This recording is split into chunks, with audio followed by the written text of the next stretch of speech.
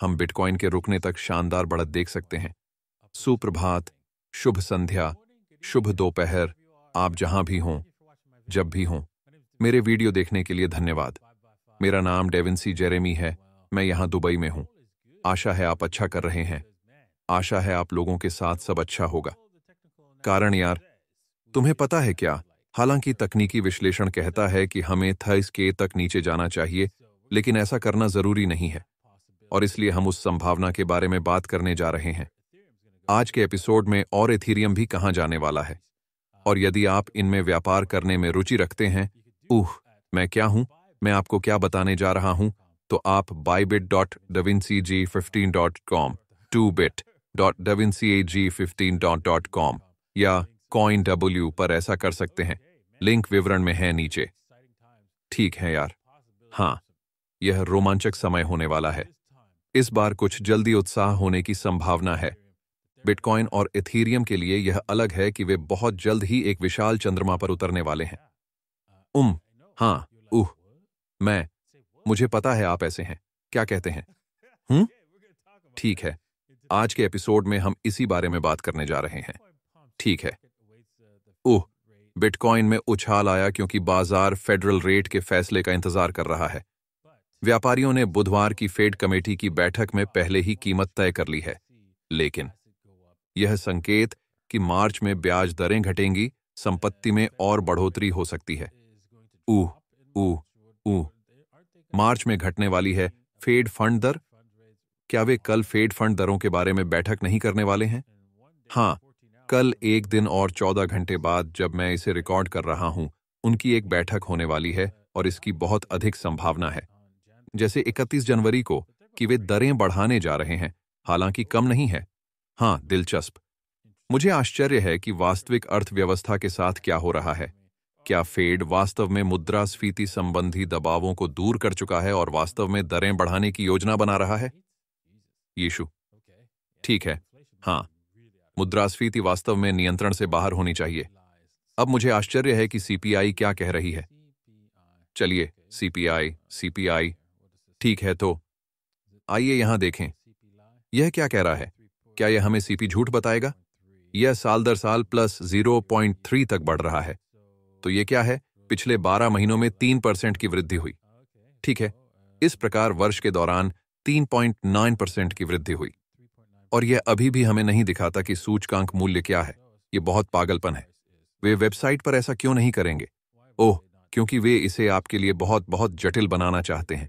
क्योंकि यदि आपने ऐसा किया है, यदि आप उस पर गौर करते हैं, यदि उन्होंने यह स्पष्ट कर दिया है, हम उनके भोजन, उनके पृष्ठ पर 10% मुद्रास्फीति हैं, तो आप घबरा जाएंगे। ठीक है, हम वहां चलें।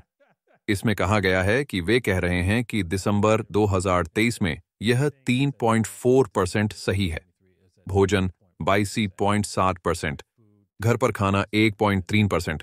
ठीक है, ये जो कुछ भी है, यह स्पष्ट रूप से एक सीपी झूठ है ना, कि सीपीआई, और हाँ, यह अभी आपको यहां नकली संख्याएं बता रहा है। वे अपने जनादेश के अनुसार इस चीज को 2% से नीचे लाना चाहते हैं। तो हाँ, यही कारण है कि उन्हें आगे जाकर दरें बढ़ानी होंगी, अगले फेड फंड दर में। ठीक है, आगे बढ़ो। कैथी वुड का मानना है कि बिटकॉइन का आगामी पड़ाव 2024 में क्रिप्टो बाजार को फिर से परिभाषित करेगा। जानें कि बिटकॉइन का अगला पड़ाव क्रिप्टो बाजार में भूमिका को कैसे फिर से परिभाषित कर सकता है, और निवेशकों के लिए इसका क्या मतलब है। निवेश प्रतिभा कैथी वुड्स इस अपडेट में कुछ खास देखती हैं।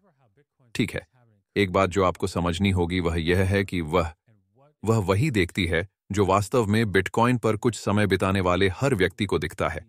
वहां 19.6 मिलियन सिक्के उपलब्ध हैं, जिनका कभी खनन किया गया है ना? भविष्य के खनन प्रयासों में कुल आपूर्ति का 700% से कम छोड़ना। लगभग 4 साल के अंतराल पर खनन पुरस्कारों को आधा करने के साथ बिटकॉइन की वृद्धि दर 2029 और 33 में और धीमी हो जाएगी। आखिरी बिटकॉइन का खनन 2140 के आसपास किया जाएगा। उसके बाद खनन पुरस्कारों में मूल रूप से केवल लेन देन शुल्क शामिल होगा, लेकिन 2033 तक वास्तव में प्रभावी ढंग से यह वैसा ही है जैसे बाकी सब अप्रासंगिक है। पुरस्कार प्रासंगिक हैं। मुझे लगता है कि खनन शुल्क पुरस्कारों से अधिक होगा। तो जैसा कि कहा गया है, बिटकॉइन एक रॉकेट जहाज की सवारी पर है। दुनिया भर के सभी लोगों के साथ विशेषकर अमेरिकियों के साथ, है ना? जिनके पास निवेश पूंजी है, वे अब आसानी से एक बटन दबा सकते हैं और बिटकॉइन का एक गुच्छा खरीद सकते हैं। अब यह वास्तविक बिटकॉइन नहीं होगा, लेकिन वे होंगे, इसमें से कुछ होंगे। और इसका मतलब ये हो सकता है, इसका मतलब बिटकॉइन का आधा होना हो सकता है। और इसलिए हमें उस पर गौर करना होगा और उस पर एक संभावना के रूप में विचार करना होगा। ठीक है। इसके साथ ही हम क्या होते हुए देख सकते हैं? ठीक है, हम देख सकते हैं कि बिटकॉइन वास्तव में 50K से ऊपर टूट गया है। इससे पहले कि हम कह सकें, हाँ, यह परिकल्पना सच है, इसे पहले ऐसा करना होगा। दुर्भाग्य से हम ये नहीं कह सकते। ठीक है, अगर यह वापस आता है तो मुझे नहीं पता। इससे ऊपर 45K का पिछला प्रतिरोध, और आप जानते हैं, ये यहीं चिपका रहता है।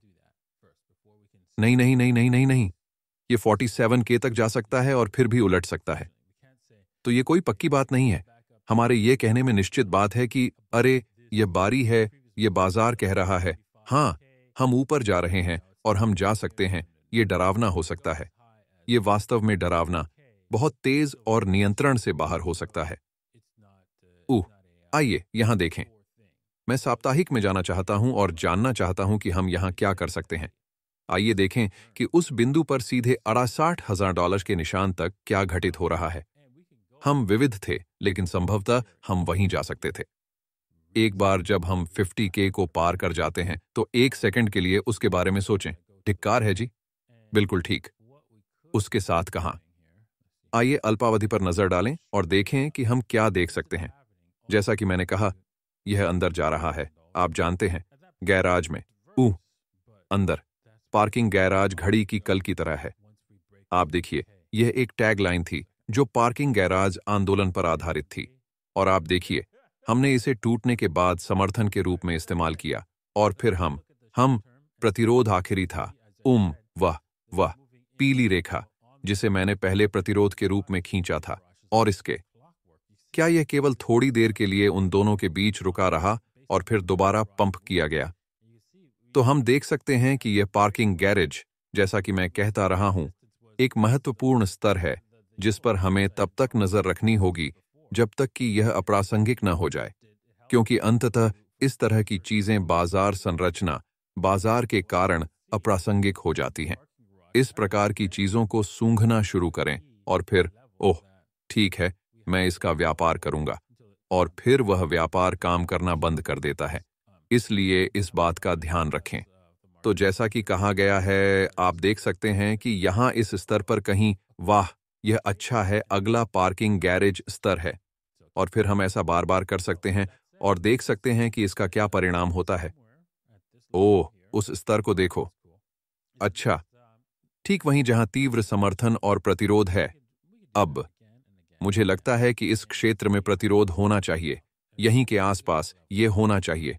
वास्तविक प्रतिरोध यहीं है, मुझे बस उसका रंग बदलने दो।